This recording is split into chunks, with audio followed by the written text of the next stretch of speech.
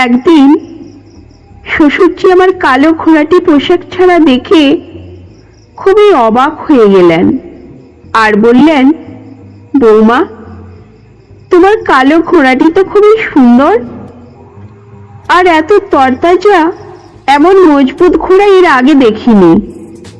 এবং বললেন, বৌমা, তোমার ঘোড়াটি একবার চড়তে পারি?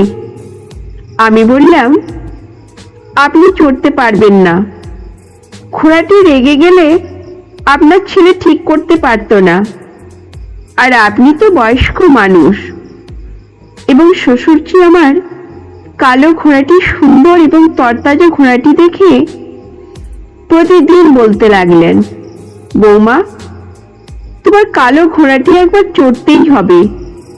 তারপর আমি রাজি হয়ে শ্বশুরজিকে স্টোর রুমে নিয়ে গিয়ে ঘোড়ার বাঁধন খুলে দিয়ে আমার কালো ঘোড়াটির উপর চাপিয়ে দিলাম, আর তিনি এত গতিতে আমার কালো ঘোড়াটি চালাতে লাগলেন।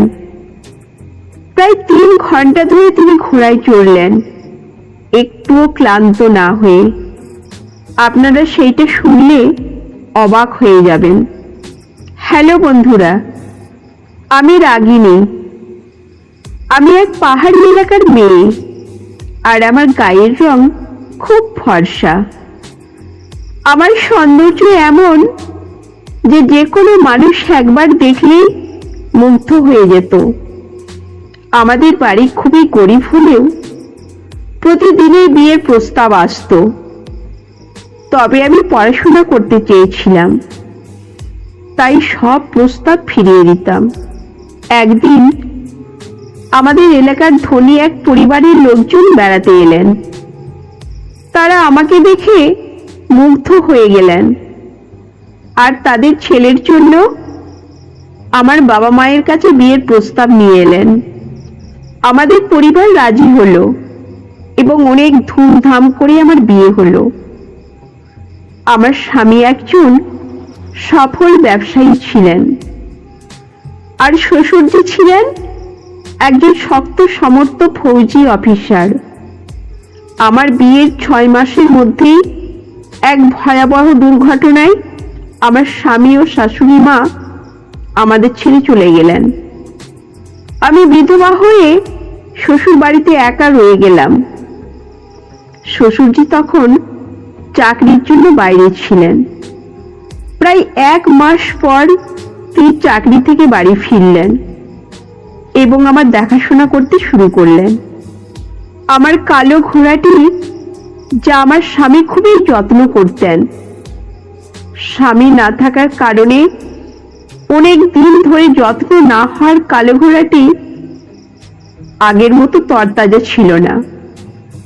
আমি প্রতিদিন ঘোড়াটির যত্ন নেওয়া শুরু করলাম, মালিশ করতে লাগলাম, যেন ঘোড়াটি আগের মতো সবল ও সুন্দর হয়ে ওঠে। একদিন রাতে আমি যখন আমার কালো ঘোড়াটিকে পোশাক ছাড়া মালিশ করছিলাম, শ্বশুরজি হঠাৎ এসে আমাকে দেখে চমকে গেলেন। তিনি মুগ্ধ হয়ে বললেন, বৌমা, তোমার কালো ঘোড়াটি কত সুন্দর। এমন মজবুত ঘোড়া আমি জীবনে দেখিনি।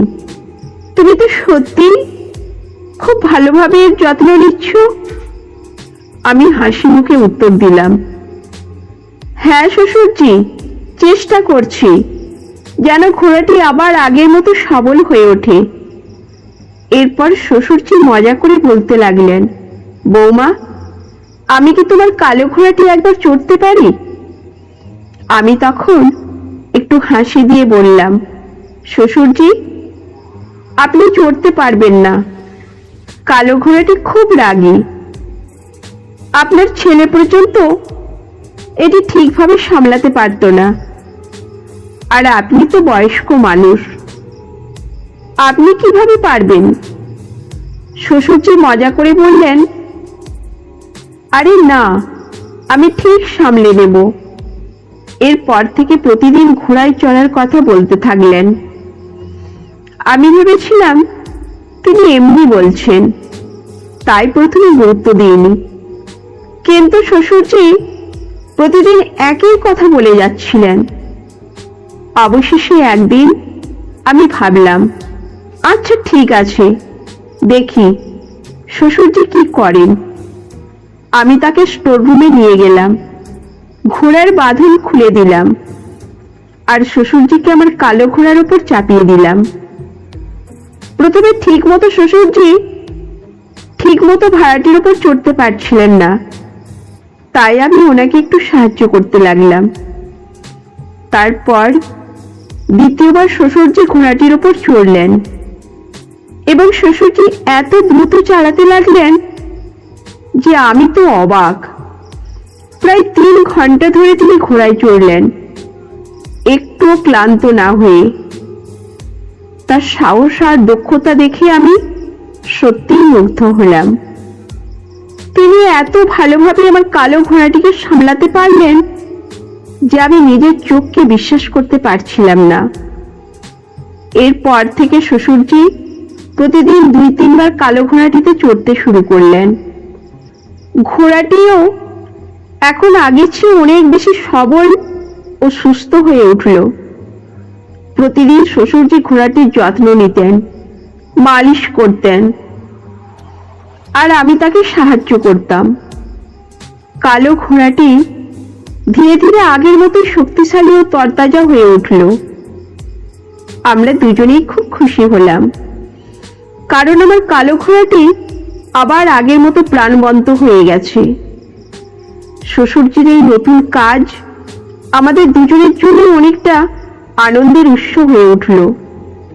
ঘোড়াটি যত ভালোভাবে তাকে দৌড় করানো হতো, ততই সে শক্তিশালী ও সুস্থ হয়ে থাকত। শ্বশুরজি যেন ঘোড়ার সঙ্গে একটি আলাদা সম্পর্ক গড়ে তুললেন।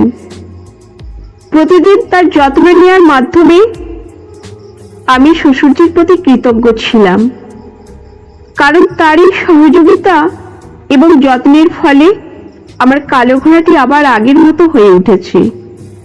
এইভাবেই আমাদের জীবন চলতে থাকে আর আমরা সুখে শান্তিতে একসাথে থাকতে থাকি। এই গল্পটা থেকে শিখলাম যে জীবনের প্রতিকূল সময়ের দায়িত্ব ও যত্ন নেওয়া গুরুত্বপূর্ণ। বয়স কোনো বাধা নয়, ইচ্ছা শক্তি থাকলে অনেক কিছু সম্ভব। পারস্পরিক বোঝাপড়া ও সহযোগিতার সম্পর্ক আরো মজবুত হয়, আর ধৈর্য ও নিষ্ঠা দিয়ে যে কোনো সমস্যার সমাধান করা যায়। তো বন্ধুরা, এই গল্পটি যদি আপনাদের ভালো লেগে থাকে তাহলে অবশ্যই চ্যানেলটি সাবস্ক্রাইব করবেন এবং আপনার মূল্যবান মতামত জানাবেন। ততক্ষণ পর্যন্ত ভালো থাকুন, সুস্থ থাকুন। ধন্যবাদ।